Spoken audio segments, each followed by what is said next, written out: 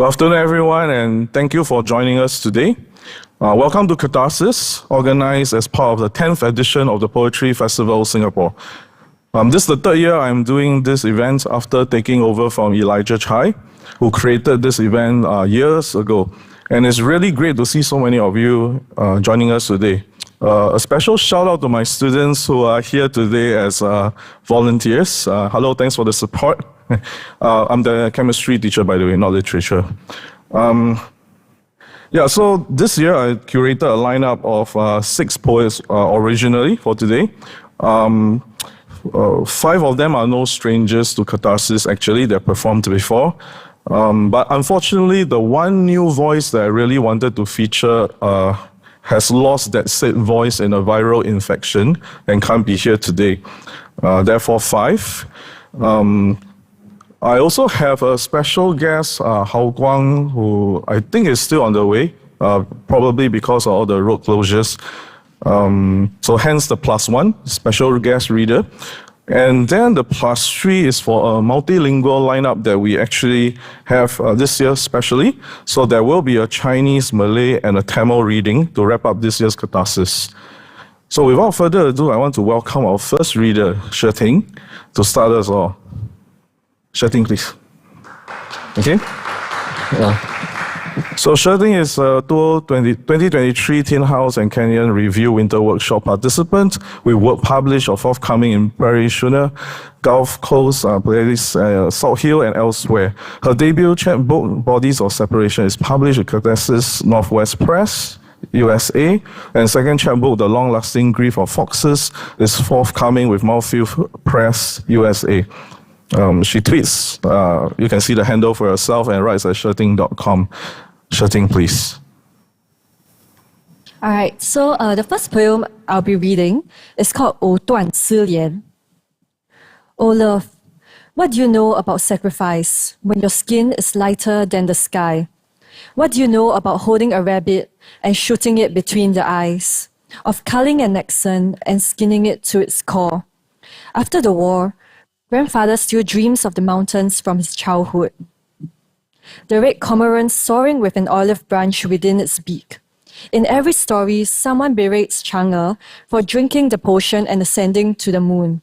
But the last time someone shortened her name to Chang, she thought about the moon, how it made even half an existence look beautiful. Somewhere in the past, someone said 唱首儿歌 and thought of her.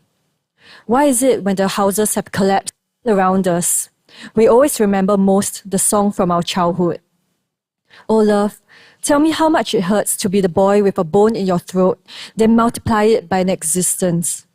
In the 70s, we slow danced with feather boas and washed out cheongsams. In the 80s, they announced they were closing the Getai, cleaning up the streets. We were always walking back into an ending.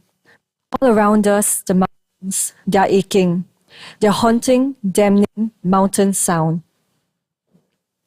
Okay, and the second poem I'll be reading is called Riverside Medley. And Pa, I would have told you about the truck. Candy, melons, and dragon beard. But the truck has circled the city twice and returned with armored men. And I would have told you about the forest, the casuarinas flecked with starlight. But the stars are burning and the forest has chipped its flint. And I would have told you about the miracle at the back of the mama shop, when my sister brought life into a world that had forgotten about living, and my mother found 2 straight pennies pressed into the ground, and the lady with feather boas and the sailor's dream was back in the cabaret doing small town numbers at midnight. Someone once said, if you looked long enough at the stars, you'd be looking into eternity. And I asked, in this eternity of yours, could my father be any more alive? What does it mean to live forever once we've cast our lots? In another eternity, you're on the roof tending to your tapioca plants. The theatre closes a little later now. The television talks less of internment camps than of the weather. Sometimes on the military report, there's a crackle and pop of spring, static on the radio, and it just keeps going. And sometimes I like to think it's you messing with the transmission. How sad it would be to live forever, when everything is just too early, too late, and our existence is a fulcrum of white noise. Thank you. Okay, thank you, Shelley. I like the inclusion of Chinese into your first poem especially. It was unintentional. I selected it before I knew there was a multilingual theme, so this was just nice, and a special flavor added. I also like the nostalgia of the second. Shelley, can you share with us maybe the background of the second poem? Yeah. All right, so the second poem is, small plug here. It's actually forthcoming from my debut poetry collection with Landmark Books in September this year. So the poetry collection actually focuses on the Japanese occupation. So actually that poem was centered within the Japanese occupation itself, and it's supposed to reflect the experiences of going through the war. So my poems itself, actually, I try to evoke a sense of nostalgia, of memory in my poems, and I try to capture this sense of cultural identity associated with the place, as well as to capture a piece of our memories, of our experience, based on all that we've gone through. So that was what I was hoping to capture with the second poem as well. Yeah. Okay. Thank you very much, I think. Okay, thank you. Okay, and next up we have Natalie. Natalie, please. Okay, so Natalie is currently reading law in the United Kingdom, but she's back here with us, of course, barely escaping Singapore's threatening heat.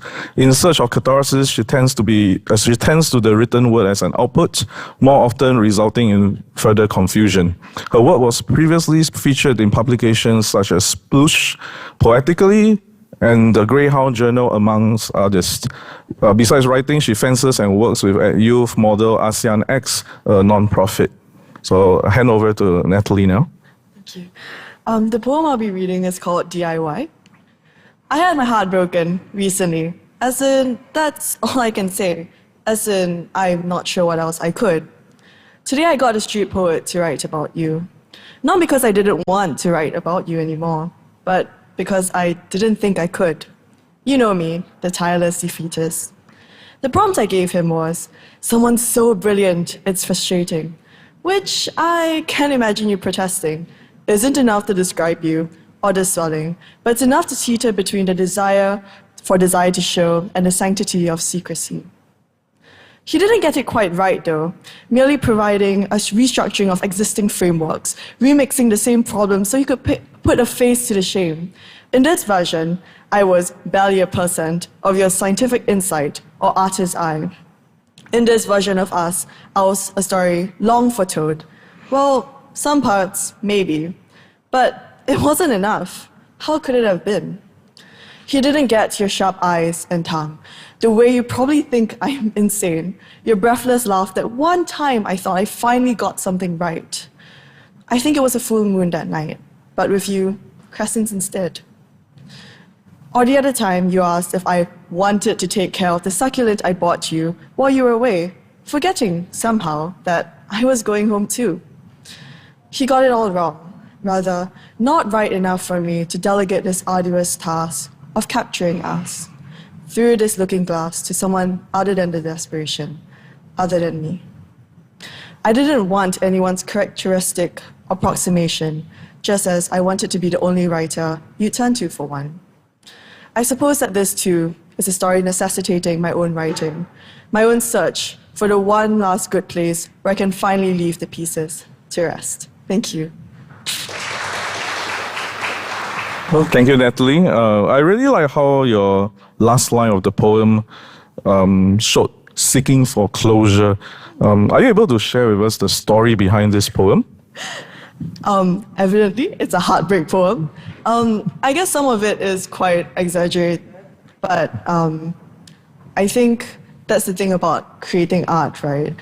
Sometimes it's an amplifying or reduction of what we feel or what we experience, but whatever that is, I think that choice of amplification or reduction has to be done by the author or the person who experienced it ourselves, simply because, as the title suggests, it's do it yourself, right? Like, I tried to get someone to do it for me, to do the catharsis for me, but it doesn't work. It fails. It's not enough. So that's what I hope to capture in this poem. Yeah. Thank you, Natalie.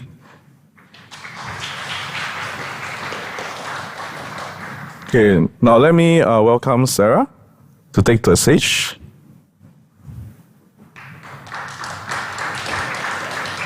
Okay.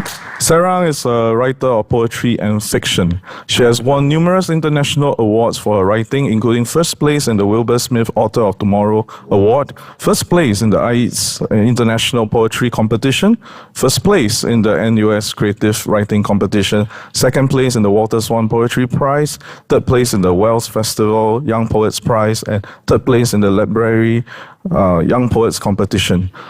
Her work has also been featured in publications such as Idol Inc., Mitila Review, Alexandria Quarterly, the Claremont Review, and QLRS, among others. So you can find her at worldwideweb, sarahanwrites.com. Sarah, please. Hi everyone, I'm Sarah, and today I'll be reading my poem, Helen Remembering. Helen Remembering. When dawn slipped under the heavy lids of curtains, we were gone. Only the whiff of sea salt remained. We danced intoxicated, feet whirling, onto a ship, across an ocean, behind fortress walls. A scattering of ashes strewn in our wake. Then I learned not all cities are the same. Also, that some fires start fast, but die faster. I trace my memories on marble floors, weave disillusion into tapestries of red and black. Sometimes I think of fruit, unripened, untouched. The apple that started it all, poison wrapped in gleaming gold. Perhaps some of it was on his lips when he closed them over mine, like a trap swinging shut with a vengeance. Other times, I dream of the ones I left behind. My son, ice-filled, storm-eyed. My daughter, edged like a knife. Now, I spread my arms. Imagine a bird in flight, wheeling over the city, flying straight on until morning. Thank you. Thank you, Sarah. I really enjoyed the imagery found throughout your poem. Please share with us the inspiration behind this piece, if you don't mind. Okay, so when I wrote this poem, I was very into Greek mythology, and one of the myths I was obsessed with was the myth of Helen of Troy, who was supposedly the most beautiful woman in the world. And so there are differing accounts of Helen's departure from Sparta and her journey to Troy. Some say she was kidnapped by Paris, and others say she was seduced by him and went willingly. So what stood out to me was the inherent tinge of grief that surrounded both versions of the story. And even if Helen had gone willingly, which is the version of the myth I chose to adopt in this poem, I imagine that the weight of loss, of abandoning her home, her children, and everything she had ever known would hang very heavily on her mind. And I wanted to highlight in this poem that kind of grief that comes with making choices and the grief that remains when love fades. Because I think that's a phenomenon that all of us can relate to in some way. Yeah. Okay, thank you, Sarah. Thank you. Okay, next up I invite Joy on stage. So Joy is an English literature major at the National University of Singapore. Her past literary endeavors include poetry writing, spoken word, and Chinese-English translation. Previously, she was mentored by Dr. Eric Vallis and published in the creative arts program Eye on the World Anthology. Joy, over to you. Hello, everyone. My name is Joy. Today I'll be reading 2 poems for you, both of which are dedicated to a dearly beloved one. Yeah. So the first will be Column for the Column Bearer. Of funerals I knew not, beyond what I'd seen on movie screens. I should wear black, this much I know. Baitse, my mother says. Tradition, but how much? I never been much for churches, much less funerals. Where to go? Uncle says, go down, there's a place in the basement. So I take the steps down. Why do they put the dead there? Placard overhead says, repose. I don't like how it sounds like, dispose. I thought he would be in a sunnier place, but somehow I can't quite remember. Did he like the sun? Look past the obvious, I asked, where's the box? My mom said there will be a box for the money. Auntie says, would you like to pay your respects first? Something catches in my throat. When I turn back, I bow. This much, I am familiar. Look past the obvious, I can't bring myself to look up. That face, familiar. That smile, unfamiliar. At least in photographs. Myself, own only 2, rare in my collection of 70. And all this while, the words I whispered in my mind, choked, the most uncollected they'd been since the last time I saw him. Of funerals, I knew not beyond what I'd seen on movie screens. 10, 15 minutes from start to end. Some days, this too felt like a movie scene. Other days, I wish I could just pretend.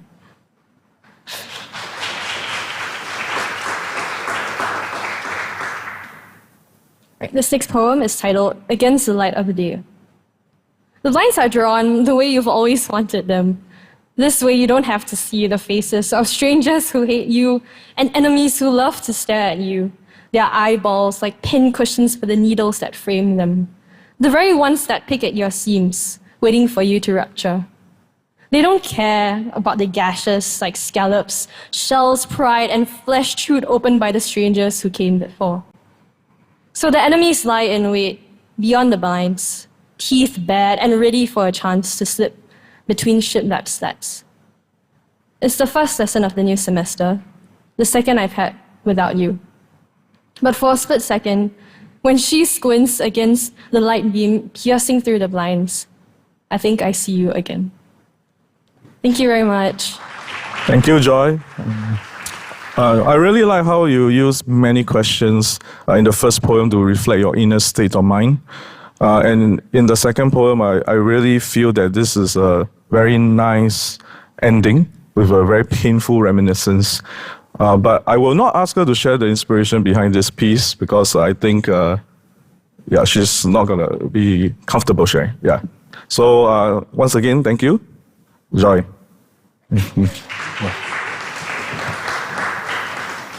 And next up, we have Dawn. Okay. Dawn Xiao is a writer, humorist, and musician. He is active in Singapore's online and spoken word poetry communities and won the first prize in the inaugural National Poetry Recitation Competition in the English and Open category last year in 2023. He has been selected for the 2024 Singlit Station Manuscript Bootcamp, where he will be developing his debut novel. Connect with him on Instagram at Don't Say One. All right, thanks, Kensei. So I have 2 poems today. The first one is called The Body Has a Mind of Its Own. It turns out the body has a mind of its own. After sunlit, loose-limbed youth has flowered to reproductive peaks, then settled into years of employment, the body questions its prolonged use. It asks for sleep. It rejects some meals, cells reorganize, tissues unionize. Someday, an organ goes on strike. It turns out the body has a mind of its own.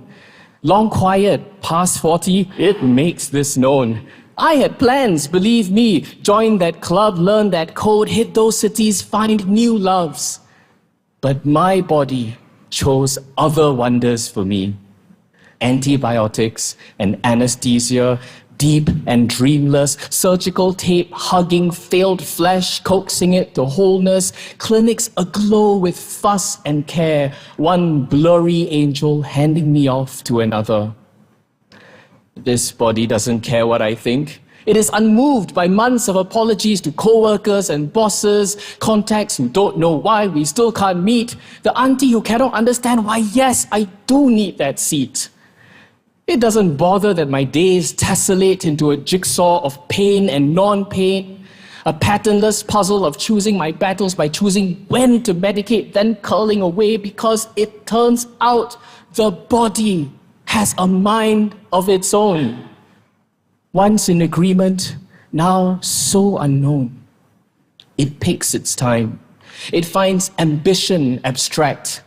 So I learn how it speaks. I listen for signs. I thank it for teaching me no harder lessons, and I try to be kind, as one must, with one's own body, with its own mind. A morning may come when I peel off the gauze and say, thank goodness. Now I hug each new day and coax it to fullness.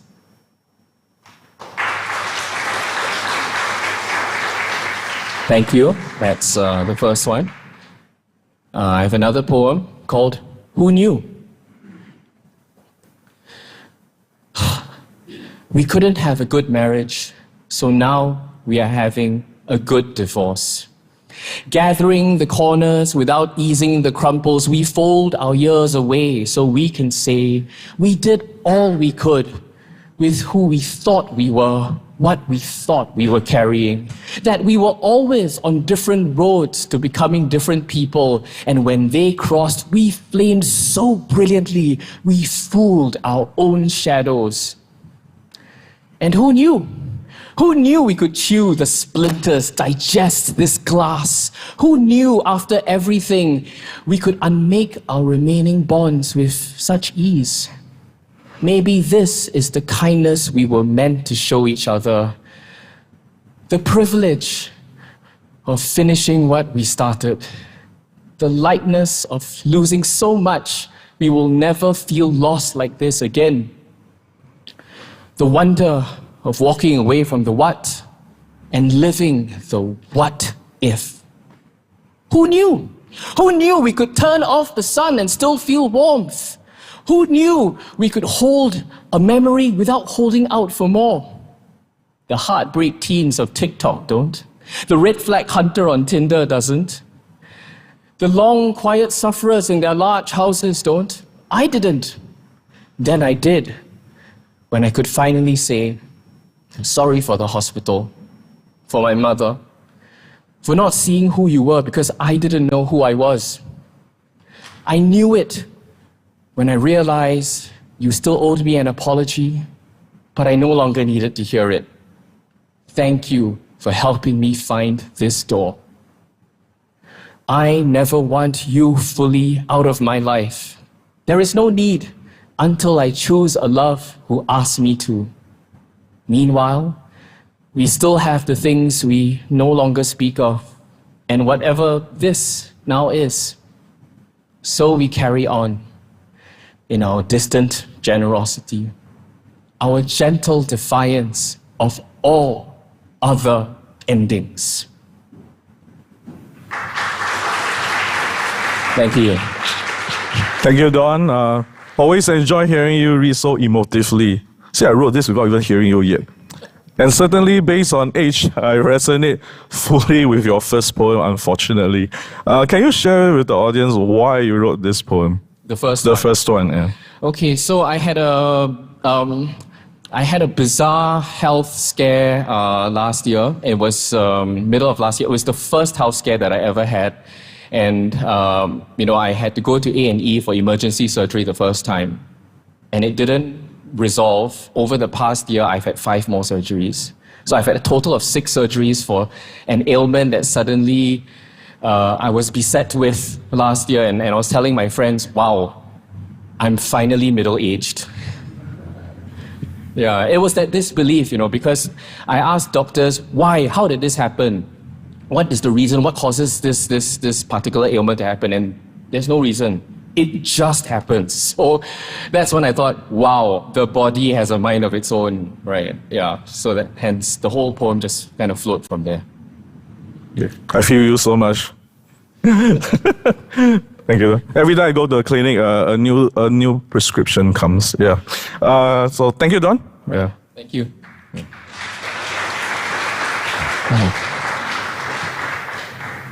Okay, this year we actually have a special $200 cash prize generously donated to PFS. This was new. It came in quite late, so this was not previously announced when I put up the call for submissions, and I think it's a pleasant surprise, definitely. We have named it the Oliver Seat Memorial Prize in honor and loving memory of the late Dr. Oliver Seat, who had recently passed on in 2023. Before his retirement and passing, Dr. Oliver Seat was an associate professor of English at the National Institute of Education in Singapore. He has been a teacher-educator for the greater part of his life, and his poems have been published in many anthologies, magazines, newspapers, and periodicals. Too many titles for me to list. But many of his wonderful poems, written over a span of 6 decades, have been beautifully captured in a collection titled Once. I'm deeply honored to have the Oliver Seat Estate be our kind sponsor, and I would like to invite Derek, as representative of the estate, to present the prize. Derek, please.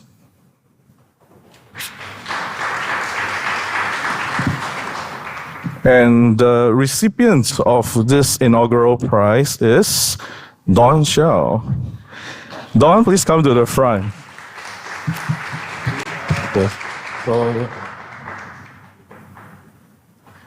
Okay. Yeah, so now Derek will present to Don a mock-up check, of course. Thank you. Congratulations, Don, and thank you, Derek. But before we go back to your seat, Derek, I would like you to maybe share about why Don's poem caught your eye and why it has been selected. So good afternoon, distinguished guests, fellow poets, and literature enthusiasts. It's an honor of mine to represent the estate of Dr. Oliver Seat, one of Singapore's pioneering poets at this festival. So Dr. Seat often described poets as wordsmiths, craftsmen with an extensive understanding of language, someone who can shape words into vessels of meaning and emotion. So in this spirit, we present this special award in Dr. Seat's name to Don Shao for his poem, The Body Has a Mind of Its Own. So we have looked through all the poems, and they all had very unique takes on grief and longing. Some explored death, some unrequited love. And we are amazed by the artistry that all the participants have shown. But there was one perspective which we found more intriguing than others.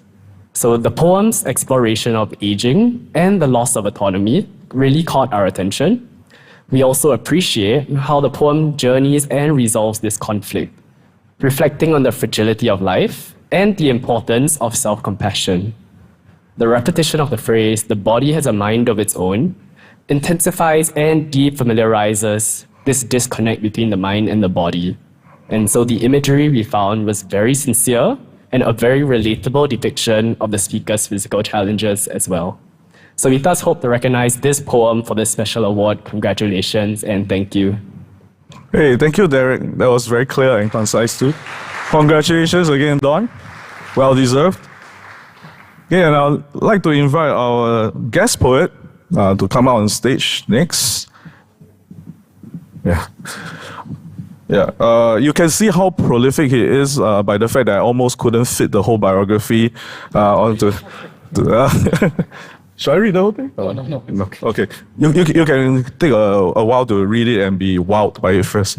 Yeah, but while you're reading, I would just like to mention that we're in for a treat today because Hao Guang will read for us 8 poems in his signature Poroso. Do I get a...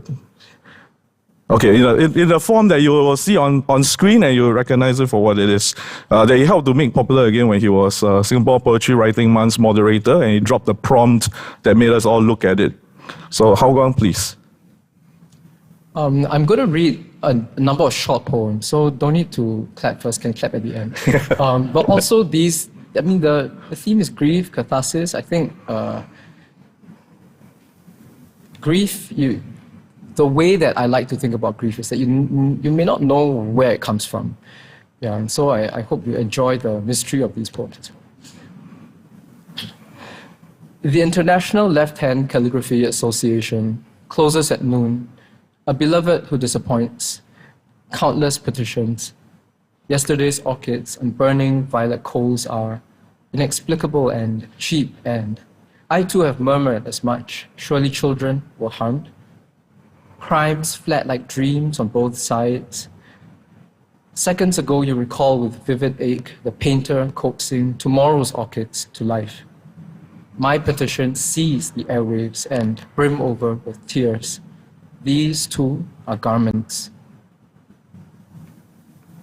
As like hives of meaning, buzzing and not quite stable, I trip over on the way to Pilates, a crack in the patella of the earth. Continuously, I miss a spot and a look in all these appointments just by not needing. I miss the daily ferry daily. My living room fills with search engine exhaust, and shame lives on a landfill of things I miss. Stand up, stand up. Wasted time, mister, takes more time to distill. The leap of the wave, whiter each hour, greener. A hill instead of stream, delta, isle, plain. Affection this mangrove fish, such velvet rejoicing. That time I sobbed into Irfan's elbow, and down here, air's no thinner. Pebbles make the flat difficult. Pebble in the pocket, fly in the ear. To my surprise, honesty is possible. Dryness unbearable. Shot of hill in your hand, gathering sweat. I cannot understand distinctions between one and another. No mountains here, no place where air is ice and breath, death crushes. In no place we hear talking to each and each. No face but cries. No roads round mountains, gotta leap through and upon knife of speaking. No mountains and only guides to nowhere. Knife shaves pear easily and stabs cat. Screams infant-like. Nowhere shining, wraps tendrils round my cat. Whispers shh and yes. Which is when charcoal was passed from her body to mine. Paper laps ink, chalk lines extend again in the sun, muddling through in search of the road, pristine, and reaching the sky against whiteness, a rough root skin, and desiring to brush a solitary stroke across between river and river, that narrow stroke of road, scratched sheets, luminous rock, paring her face to the pith. To give the thing a name that belongs to something else. I whom the dogs trust, dog you all night, under my arm. So many New Year's days to mark per year, my fingers hurt from stroking the sun. These sulky strays lick my tongues, my heart's clean as an echo rippling through the valley. How can I thank them? Where will you be then? And this last one, I was wondering how to read this. I figured it out. The rubble of past continuous was glowing, the rubble of past continuous, with the oil of light from Tashkogan or Colorado, from Colorado, where wildflowers were, Colorado wildflowers. And your 4, your 5, your 6 frustrated years, your 6 years, fat with resin of future perfect, will have yellowed. Your 6 years, when shedding mulberry fiber. Your 6 years, when I stumbled in. Thank you very much. I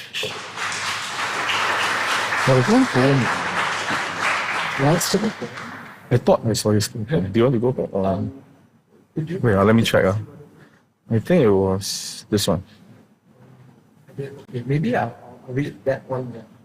Yeah.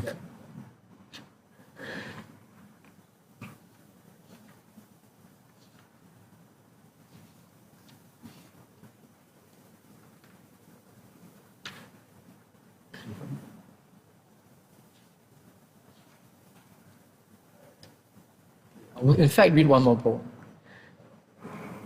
Nothing as beautiful as gravity in the eternal folds. Brute necessity shows as sand, some of which is underfoot. Shoreline stretched on a rack, what which used to be high in a shirt. the way years go so rough between my toes. And yet, don't forget, the mist was on fire and it was dancing. Okay, thank you, Haokon. Maybe can I trouble you to maybe share the audience this form that you commonly write in? I never named it or didn't really Okay. think of it as a form. Some other people named it. I think Joshua. Okay. To be honest, I think I was just trying to find a new way to write. And the best way I knew how was to sort of just try many different things over many years. And somehow this thing just kept coming back, like this way of writing. And it also helped me to understand how I thought rhythm very important to writing. The way that it's read out is really important. And so the spaces are a way to help you to read them as well, I think. Yeah. Thank you very much, Haokon.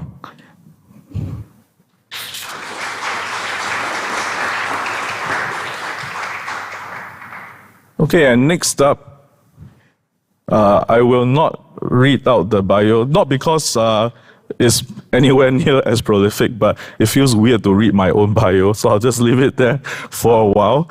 Maybe I'll explain to you why I am here to read a poem. So, as I mentioned earlier, this year's Catharsis is a little bit different because of the 10th anniversary, and we have a multilingual segment. And for the Chinese poem, unfortunately, I could not get one of the Chinese poets on the subcommittee side to attend, so I took it on upon myself to read a Chinese poem that I managed to get published in one of the anthologies before, 一首诗的时间, in 2019. So, it will be likely an embarrassment. I'm not in my element, but I'll try my best. And later on, there'll be readings in Malay and Tamil by my fellow poets there. I have put in translations of the poems in the 3 languages so that it helps some of you perhaps. For mine, I would just want to explain a little bit that it's not exactly a translation, because even the title, you'll see that it's different. The reason behind that is because I wrote the English poem actually earlier, but when I wanted to rewrite it in Chinese, I realized that the flow and the syntax didn't quite match up, so it was close but not exactly a replica. But I thought I'll put up the original English poem that will facilitate you reading its intent. Okay, so here I'll try. Okay, 迷信. In English, that would actually translate as superstitious, but the original title of the poem that I wrote in English was Passing, and it's about my father's passing away when I was very young. 妈妈曾说不相信有神，因为信仰不合逻辑。但考试时饭菜总是少了鸡蛋，怕我考到零蛋。吃饭时得吃个清光，确保我未来老婆皮肤光滑，寿命从未切减。为了活得够久，来审查媳妇的肌肤。他禁止我晚上剪脚趾甲，避免错的鬼魂探访。每年农历7月时间，深夜听到婴儿哭或狗吠，会微笑；见到屋里徘徊太久的流浪蝉，会流泪。他总是指示我留胡子，还要精心修剪。我原想是为了避免厄运，其实只是因为这样我更像死去了吧。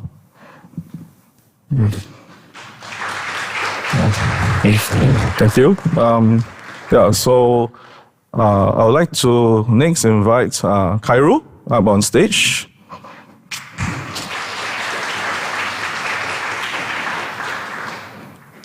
Muhammad Khairul Haq is a writer and educator. He won the Golden Point Award for Poetry in 2009 and Short Story in 2023. His poetry compilation Anak Waktu Belajar Diam was awarded with the Literature Award at Anugerah Pesuratan organized by Malay Language Council Singapore. He also received the Anugerah Harapan Promising Award for his literary pursuits. Apart from creative writing, he also researches and speaks on Malay literature. Khairul, please. Good afternoon, everyone. Okay, I'll be reading my poem titled Menziarahi Kematian, which literally translates as visiting death. Menziarahi kematian. Semalam kami telah menziarahi kematian. Setelah nyawa direnggut malaikat, nafas sudah terhenti, tidak dihela lagi. Jantung sudah diam, detak tidak berbunyi. Jasad tidak lagi menggigil, hanya sepi. Tanah menempel pada wajah merah, tiada lagi keringat yang menitis. Hujan menyirami setiap malam. Kata mereka kain kafan kami sudah ditenun. Kata kami kain kafan itu sudah dipakai setiap hari. Tatkala sembahyang dan beriadah, apakala bergurau dan berbicara, ketika para ibu menyediakan susu, semasa para ayah menumpahkan keringat, bila anak-anak mengesat tangisan, tatkala guru hembuskan roh pengajaran, apakala pustakawan memanakan huruf, saat sastrawan menyusun kata. Bila masa kita belajar bakti dan budi, ada kematian dalam setiap nafas dan kehidupan diperbaharui lagi. Nafas yang dilepas itu mati. Nafas yang dihela itu kehidupan. Selepas waktu melahirkan waktu, insan melahirkan insan, makna melahirkan makna. Kami mencari kematian maknawi dalam penyerahan seluruh diri. Ada kematian sebelum kematian, ada kehidupan dalam kematian. Kita tak perlukan lagi dodoyan sebelum tidur. Esok kita bangkit di alam yang baharu. Detik demi detik, waktu demi waktu berlalu. Kami melepaskannya pergi. Thank you. Thank you, Khairul. Would you able to share with us the inspiration behind this contemplative piece on death? Okay, the inspiration is basically the death of people around, especially the death of three writers in the Malay literary scene. So two of them were young, I think below 50. So their death were unexpected, and so what I thought is, based on what I like to express through my poem, is that the death may come anytime, and we are essentially living on borrowed time, whereby every moment whereby we breathe out, actually that's a sort of death. Yeah. Okay. Thank you, Khairul, for sharing. Thank you. And our last reader for today is Napoleon, who has a book launch this weekend actually. So congratulations on the new book, and can I invite you on stage? Napoleon writes poems, short stories, essays, literary criticism, screenplays, and songs. He has published 4 poetry collections. A civil engineer by qualification, with his serving as a trainer, mentor in the poetry workshop for school, college students, and public, and educator, judge in literary and fine arts competitions. His rich contributions to literature, cinema, music, short film, stage programs, and is holding a master's degree in Tamil. Napoleon has proved himself as a versatile personality. Napoleon, please. Good afternoon to all. I'm going to read 2 poems now. The first poem is Komaliin Topi. It's in English, the clown's cap. So the poetry consists of circus, the inner feeling of the clown, in the non-linear way of lines. The structure of the poetry is tried to exposing visual aspects when you read the poetry lines. I'm going to read the first poem, The Clown's Cap, in Tamil, Komaliin Topi. தன் தலையிலிருக்கும் தொப்பிக்குள்ளிருந்து சிரிப்பினை கொட்டுகிறார் கோமாளி. தொப்பிக்குள் தொப்பிகளாய் பல வண்ண தொப்பிகளை ஒரே கலற்றலில் காட்டி மறைத்து விடுகிறான் கோமாளி. யானைகளை முத்தமிடுகிறான், சிங்கங்களின் பிடரி வாருகிறான், குதிரைகளின் முதுகில் நடனமாடுகிறான், புலிகளின் வாளால் கழுத்தை வளைத்துக் கொள்கிறான், அந்தரத்தில் பல்ட்டி அடித்து வலைக்குள் விழும் பெண்களின் ஒற்றை விரல் மிரட்டலுக்கு மட்டும் பயந்து அங்கும் இங்கும் ஓடுகின்றான். கோமாளியின் மூக்கில் ஒட்டி கொண்டிருக்கும் சுருள் நீள் துணிப்பொதியில் ஒரு பேசும் கிளி வந்து அமர்கின்றது. இப்பொழுது மெதுவாய் புன்னகை ததும்பும் அவன் உதடுகளை பழுத்த கனியை ருசிக்கும் பரவசத்துடன் கொறிக்க ஆரம்பிக்கின்றது. கோமாளியின் தொப்பிக்குள் இருந்து ஈர முத்தங்களும் வண்ணத்து பூச்சிகளும் சிறகசைத்து பறக்கின்றன. கோமாளிக்கு சிறுநீர் அவசரம். நெருப்பு வளையங்களுக்குள் நாய்கள் பாய்கின்றன. கூர் கத்திகளின் முனைகளில் கிளிபடாமல் லாவகமாய் தாண்டி குதிக்கும் நாய்கள் கோமாளியின் பாதங்களை நன்றியுடன் நக்கி விடுகின்றன. குனிந்து அவைகளை முத்தமிடும்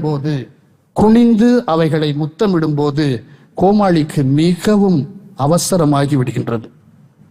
மரண கிணற்றில் மோட்டார் பைக் வீரனின் சாகச சத்தத்தால் கோமாளியின் தொப்பி மேலும் அதிர்கின்றது. தொப்பிக்குள்ளிருந்து சிதறும் கூழாங்கற்களை சிறுவர்கள் சேகரிக்கிறார்கள்.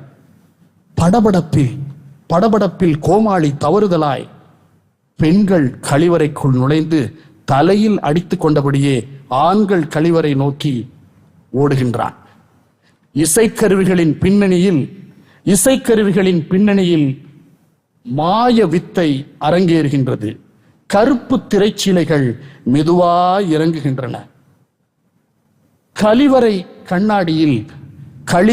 கண்ணாடியில் தன் முகம் பார்க்கும்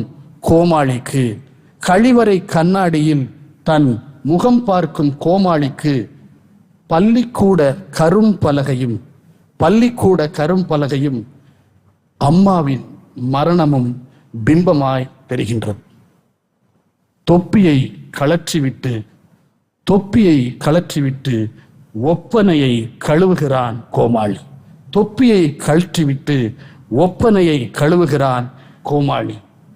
கவிழ்ந்து கிடக்கும் கோமாளியின் தொப்பிக்குள் உடைந்து விழுகிறது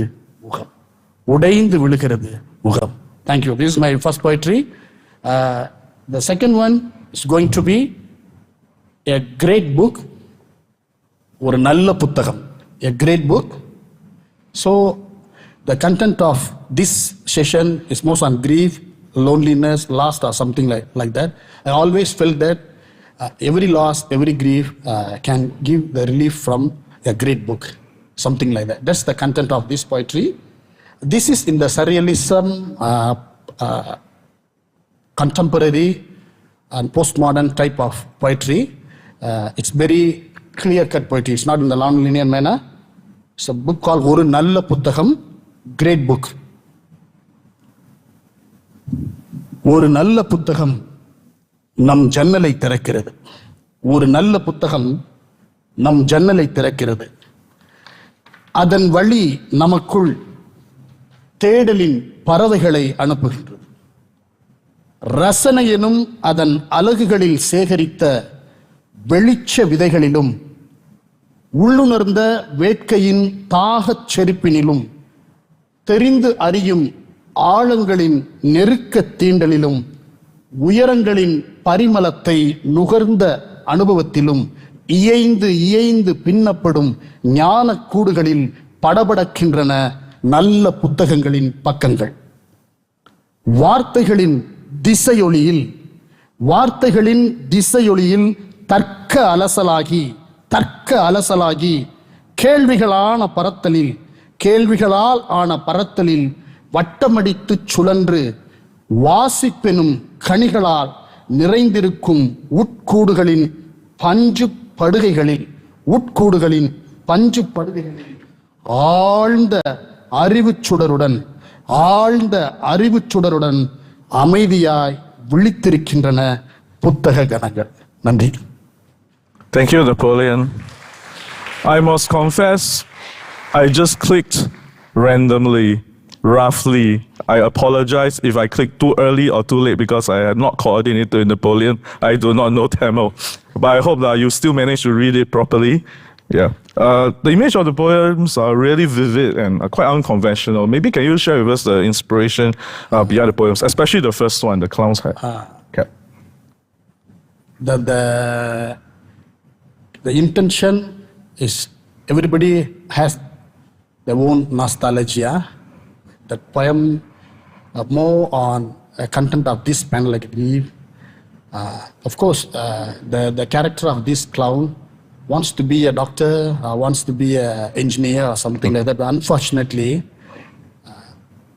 his early stage was stopped by some tragedy. So he never went to school or something like this to become a clown. The more inspiration is Charlie Chaplin. I wrote this poetry, but the structure of this poetry has so many scenes because the poem already inside the circus. So dogs are playing, music hall conducting, then so many the things are going on. In between, the clown feels emotionally going in the non-linear way of the poetry, the first poem. That's it. The second one is very general, it's very straightforward. When you read the good book, when you read a good book, it will give much relief for every grief, every loneliness, every loss. That's why the book is a good friend for everybody in every situation. That's why the great book, the content of this. Wow. Okay, thank you so much, Napoleon. Thank you. Thanks to all. So this wraps up our multilingual variants of Catharsis this year.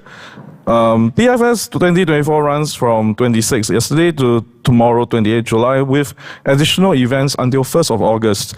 Although this is already day 2, do check out the exciting line of other events during the festival, including book launches, Napoleon included, discussions and readings, all of which promote the power of poetry. You can catch Don as well in his performance later.